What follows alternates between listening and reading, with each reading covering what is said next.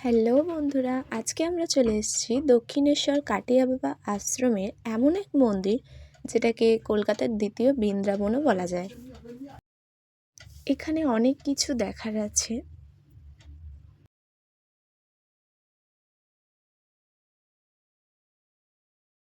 এখানে কৃষ্ণের সব সখীকেও দেখা যায়। এখানে বৈষ্ণব মায়েরও মূর্তি আছে, এমনকি নানা রকম সঙও দেখা যাবে এখানে। এরপর চলে আসতে হবে ওপরে, যেখানে শ্রীকৃষ্ণের মন্দির আছে। জায়গাটি খুবই সুন্দর। এরপর চলে যেতে হবে নিচের দিকে।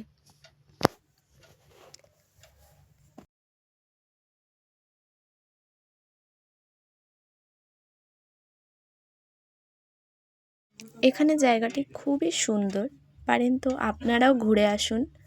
খুবই সুন্দর জায়গা।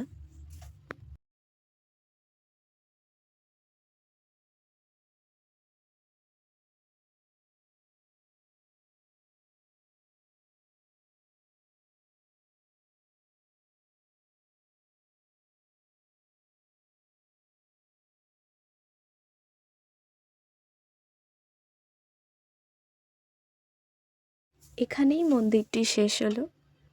লাইক, কমেন্ট অ্যান্ড শেয়ার করতে ভুলবেন না।